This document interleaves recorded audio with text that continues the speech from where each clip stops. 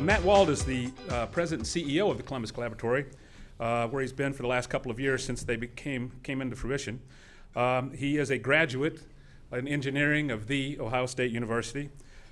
He spent several years with Battelle prior to getting into a much more entrepreneurial track. He has been part of 2 initial public offerings and is an angel investor in his own right, and is here to tell us about one of the coolest things going on in Columbus. Please welcome Matt Wald.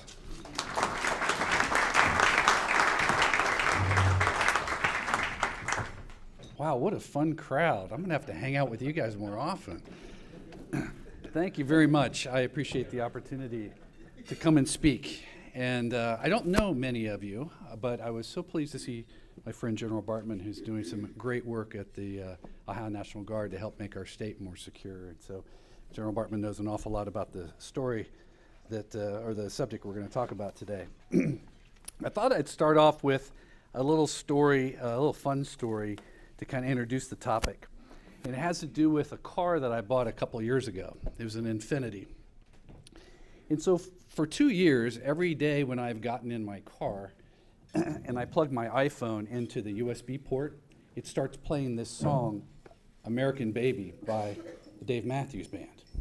And I can't make it stop playing it. I figure over the last 2 years, I've listened to the opening 15 seconds of that song 626 times now. My CFO and my youngest son thinks it's absolutely hilarious. Apparently the software is designed so that when you plug the phone into the USB port, it automatically plays from your iPhone playlist, and it does it, I guess, in alphabetical order, another feature I can't change. There's undoubtedly on the other side of the world a product manager that is celebrating the incredible breakthrough in customer experience by alleviating the need for me to have to push play on my iPhone in order to start my music playing. And of course, there are probably product engineers that are busily working on sensor systems that will allow me, when I pull into my garage, to immediately transfer the song to my home audio system so I can continue to be tortured by the song further. I'm sure web designers are looking for ways to share with my Facebook friends my songs that I like to play most frequently, and thanks to the power of analytics, of course, I'm sure that I will get offers to buy songs very similar to American Baby because I enjoy that genre so much. And lastly, thanks to artificial intelligence and cognitive, I have no doubt that one day I will enter my car will speak to me and say, "Mr. Wald, would you like to play your favorite song again?" So while Apple and Infiniti are disrupting the music industry and retailers, I am forever going to be listening to American Baby. But digital has changed our lives forever, and it has good and it has bad consequences. So we're in the midst of a digital revolution. I don't think that's probably news to anybody. And the driving forces behind it are unprecedented. The combination of an explosion in connected devices, online customers, and what we call the digital universe, which is the amount of content stored as a result of the exploding number of devices and how people interact with them and the data they produce, is truly unprecedented. If you look at this numerically, in the short 2.5 years, there will be the equivalent of connected devices of 6.5 devices for every man, woman, and child on Earth. That's content that would be stored in the net equivalent to 1,500 CDs for every man, woman, and child on Earth. 60% of the world's population will be wired and online, and half of the world's population will be accessible via a mobile phone or a wireless device. So this is going to change how businesses interact with one another and interact with people. And it is truly becoming a massively digital place. But the sheer ubiquity of technology and its effect is not just interesting because of the magnitude, it's also interesting because of the pace of change. If you look graphically at how technology has been introduced into our lives over the last 50 years, it's an exponential growth when compared to the last 500. And if you also look at how technology has been adopted by consumers, we see a similar pattern. It took 50 years for half of American households to have a telephone, 38 years for 50 million radio subscribers to emerge. a service called WeChat that is I believe it's a Chinese messaging service, created 300 million users in 5 years, and Facebook had 6 million users in the first year and then multiplied that 100 times by the next 5 years. So the pace of adoption is changing quite dramatically as well. Now, disruption is nothing new. I mean, from the printing press to the internet, we've all heard about disruption. So that's not really the news here. What is different is the additive effect of all of these technologies on our world. Whether it's cloud, mobile, social, analytics, cognitive, robotics, sensors, something new called blockchain, there's almost no industry that isn't affected by this. 3D printing disrupts additive manufacturing in the metals industries, sensors in the smart grid, energy, autonomous vehicles, disrupts the transportation industry, etc. No wonder businesses are racing to embrace this change or be left behind. Technology is pervasive, and speed is the new currency of business. Meg Whitman, who's the former CEO of eBay and now CEO of Hewlett-Packard, said, "The future belongs to the fast." And I believe that that was never more true. The good is that technology continues to do what it has done since the industrial era, help companies do what they do better. And the explosion of data and compute power and analytics helps us serve customers better, decide faster, optimize, and create more rich experiences. But to compete, the traditional industries have to find ways to adapt as well. I'm sure that you're all familiar with Tesla, who's inventing a new model based on a technology-based electric car that will soon have autonomous capabilities.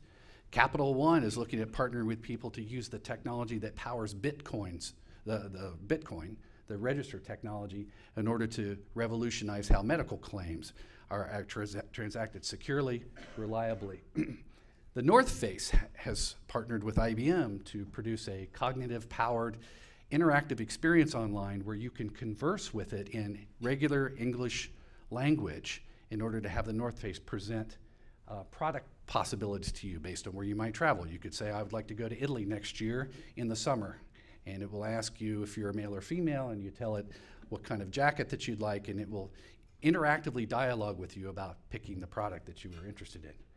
And lastly, I like this last example of an investment, a portfolio company that our local Drive Capital invested in, a company called Clink. It's a relatively new investment where you can actually have an interactive dialogue in effect with your checking account or with your bank account using your mobile phone.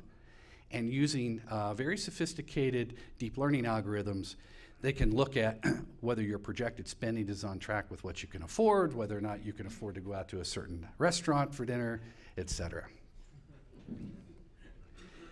And some of these disruptions are so significant that they've given rise to new business models completely.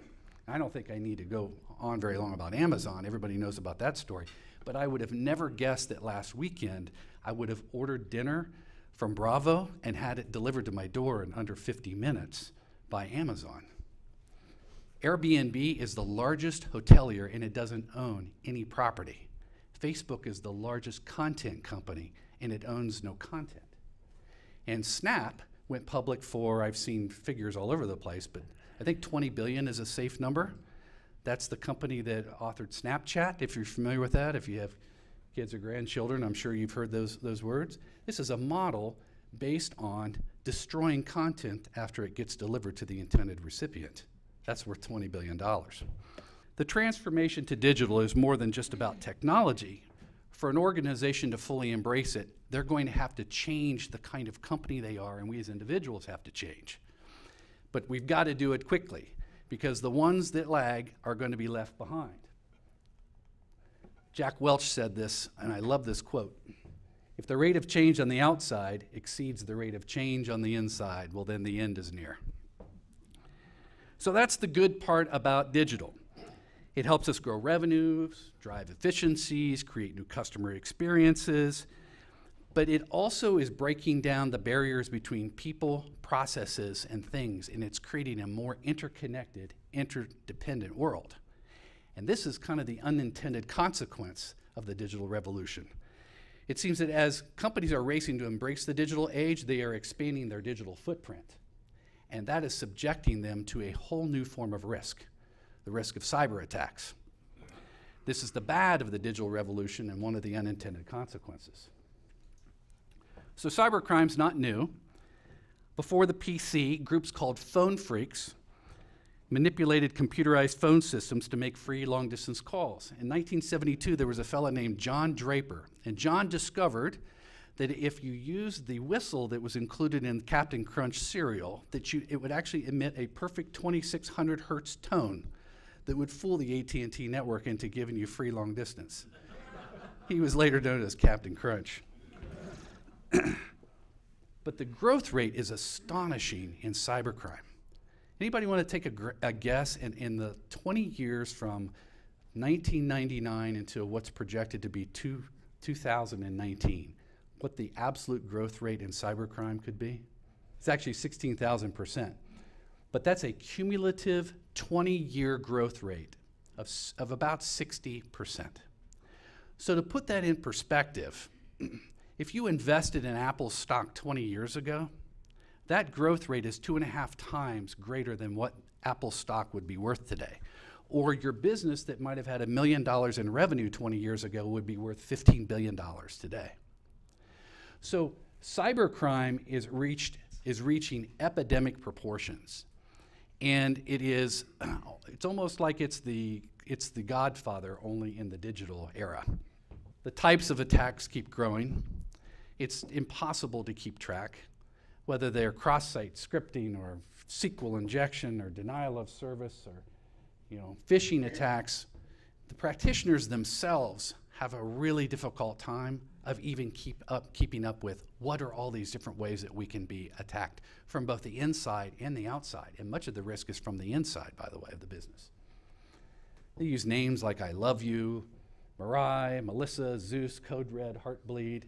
It's a dizzying array of terms in the industry to refer to the latest and greatest innovation from the bad guys.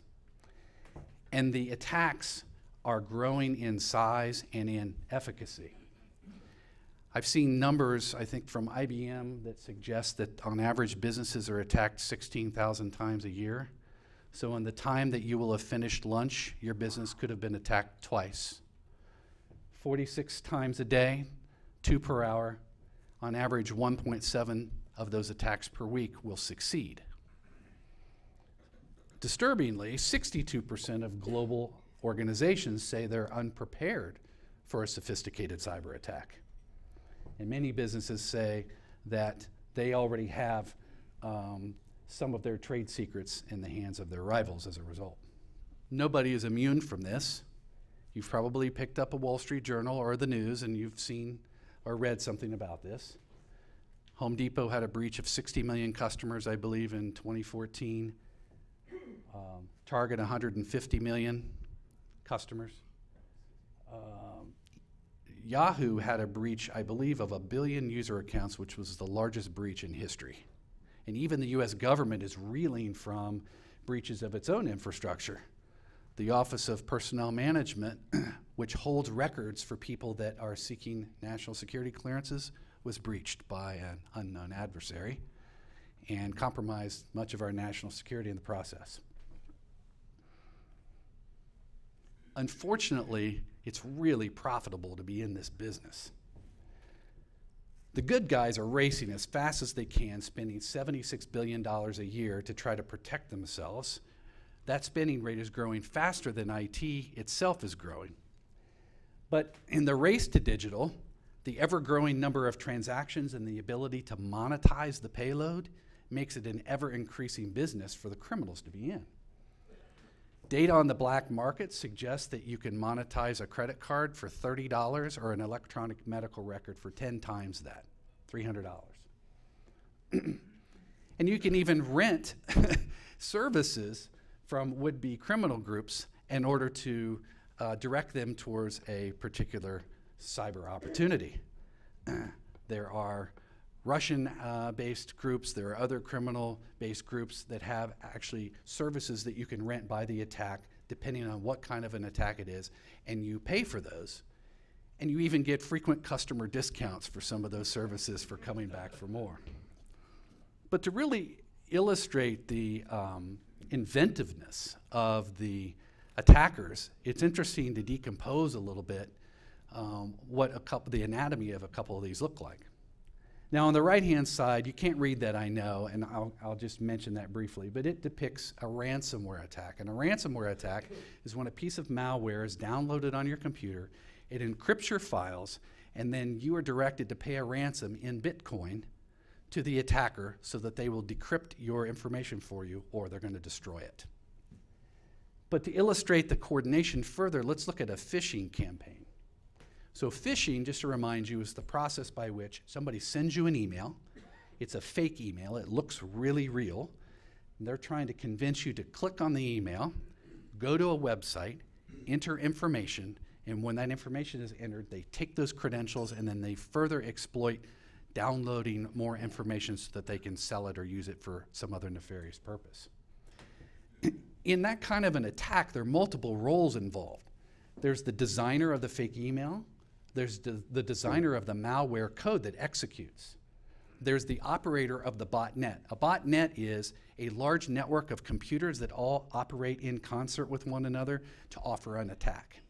There's also the website attacker who puts malicious code on a website so that when you go to the website, it takes your information from you. Rather than one organization doing all that, they band together in groups and they coordinate their activities because the window of opportunity is small. They know that when they compromise your credentials, as soon as you find out about it, you're going to change your password so that you can prevent them from getting what they're actually after. So what the bad guys do is they band together to coordinate their efforts so that they can minimize the workflow, if you will, the decision time, the operations time it is to actually affect this kind of an attack. Unfortunately, on the good guy side, they're not quite as well organized. And this varies, of course, from group to group. But as a general rule, there is a huge amount of data overload and not enough actionable information. Businesses have, well, just to expand on it a little further, it's almost like you have a bunch of weather sensors that measure pressure and temperature, and yet you're not able to look at the data from those sensors to say, well, there's a tornado that's heading my way and that's about to attack me, or it's about to hit us. They also have way too many tools. Thanks to the technology industry offering new tools on the market and the venture capital industry investing so much in all of this, the good guys have so many tools they don't even really know how to make use of all of them. And the investment paradigm has typically been one based on probability. You target your investments where you think you're likely to get hit, and you hope that that's going to protect the business. In contrast with a more threat-focused approach that says, these are the threats that we think are most likely to be offered against our business. And the result of the investing approaches of today are sometimes you have too little investment in high-risk areas and too much investment in the low-risk areas. And lastly, there's limited information sharing. The information sharing either tends to be fairly spotty or vertical industry focused. And where is the cybersecurity talent?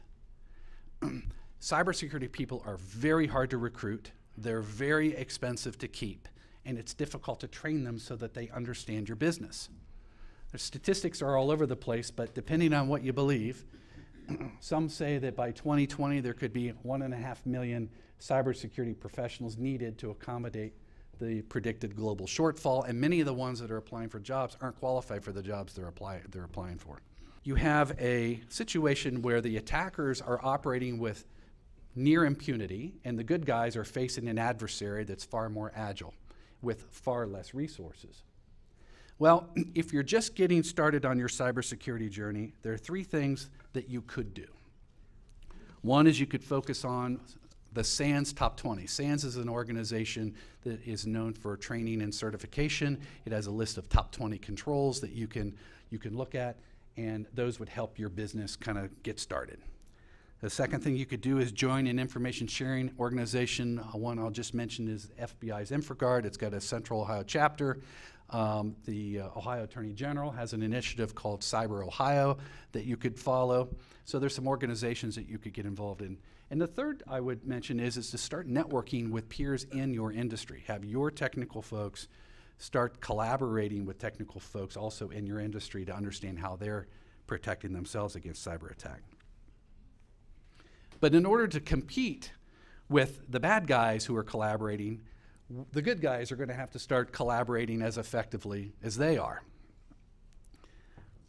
This means looking at the entire value chain of activities from identifying, protecting, detecting, responding, and recovering, and looking for ways to use collaboration to optimize every one of those pieces along the life cycle.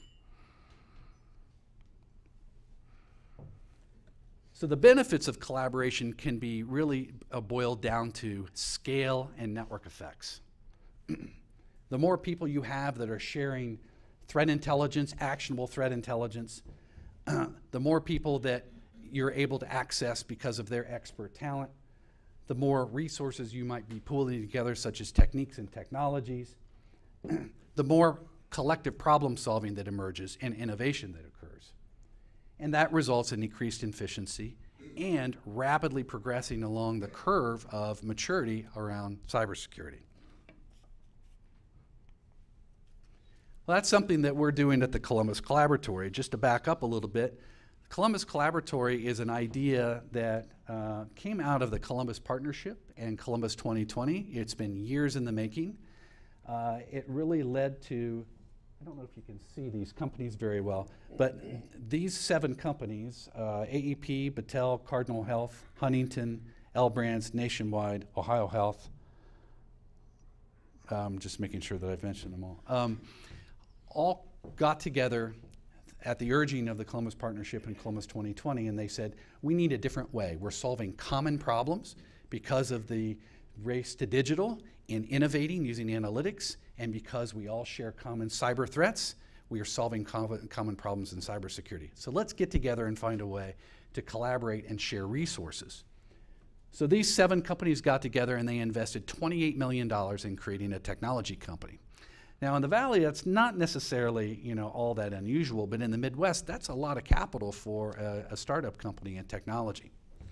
And the Ohio Third Frontier also committed a $5 million grant to supporting the efforts of the company as well. Need to keep my eye on time here. The reason the company exists is to identify common problems, to develop shared solutions to those, generating efficiencies and making them more competitive, and as a result, commercializing those solutions into the market to make this company more sustainable so it can endure over the long term, and attracting talent and growing jobs in the region. The company uses collaboration as really the core of what it's all about to drive rapid innovation in 2 primary areas, advanced analytics and cybersecurity. And we employ a philosophy, if you will, we call collaborative security. And collaborative security is really based on 4 principles. We focus on exceedingly practical solutions. We try to avoid being distracted by the next shiny object, if you will, coming out of the tech world. We believe that things have to be outcome-based and highly measurable. We believe in getting the defenders to work together. And we believe in a collective shared responsibility to help out others in the network. And there are 4 basic service areas that we provide to our 7 member companies within that philosophy. One is we bring folks together and we facilitate collaboration to elicit where their shared challenges are. Secondly, we have a threat intelligence sharing group and platform where we're going to allow these companies in real time to share information and have a centralized place for evaluating and analyzing malware. It's kind of like the CDC, where the CDC is the place that might analyze a bad virus and try to send results out to the field. We'll do something similar where we'll try to analyze a piece of malware and send results out to our collaborators so that they can take action on it. In the lower left, we focus on threat-based assessments. So we look at what is likely to affect and or offer risk to our member companies, and how can we specifically test for those things now. And lastly, we use analytics to try to look at anomalies that are occurring across traffic flows between critical points in a network so that we can then alert network analysts to intervene and stop an attack if it's occurring before it does any damage. I'd be remiss if I didn't mention one other thing that we're working on. It's kind of interesting, which is we have a cybersecurity rotation program where we've hired, now we're in our second class, 7 kids out of college with bachelor's degrees who rotate amongst the 7 member companies, and they're being taught 3 months at a time the NIST framework. NIST is a federal government group that sets standards, and there's a common standard called the NIST Cybersecurity framework that people use. Well, we're teaching those 8 kids the NIST framework, and they're rotating amongst the 7 member companies, and they will then graduate into the member companies for full-time employment after that program. So why Columbus? Well, Columbus is different than the Valley in that the workforce tends to stay a little longer with companies. In the Valley, it's not uncommon at all for somebody at the first sign of change to go across the street and work for somebody else, because that's a highly, highly mobile workforce. And that's not necessarily the same case, although it's quite competitive here. It's not quite as difficult. Secondly, Columbus has an emerging analytics ecosystem, a critical technology for this technology area. Thirdly, Columbus has some fairly sophisticated companies in the area that are such as AEP, Huntington and Nationwide, for example, that have operations that can really make use of these approaches and can learn from one another. And lastly, Columbus is really developing a national reputation as a collaborative city. I mean, you may have seen that Columbus won the Smart City grant from the U.S. Department of Transportation. That's going to remake our city into something really special. And we think that there are multiple initiatives around town that really are pointing to the city really being a truly collaborative place. So just to kind of close this up, here are a few things that I'll leave you with. So rolling with the tide of digitalization is a challenge that every company feels. If you aren't innovating fast enough, though, you're going to get left behind. But the consequence of that is an expanding digital footprint, and that's going to subject you to cyber risks. That will necessitate that you build a cybersecurity capability and mature that capability. And going it alone can be a difficult and an expensive proposition.